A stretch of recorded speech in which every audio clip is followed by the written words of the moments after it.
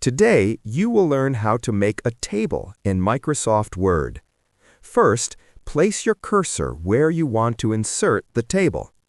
Go to the top menu and click on Insert. Then click on Table. You will see a small grid of boxes. Move your mouse over the grid and select how many rows and columns you want.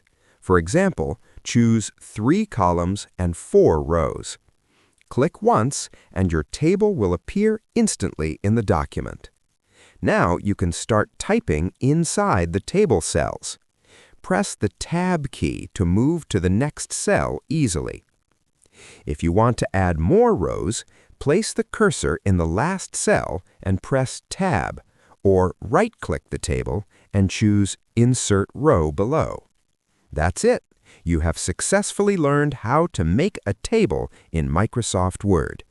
If this video helped you, please like the video, subscribe for more easy computer tutorials. Thanks for watching.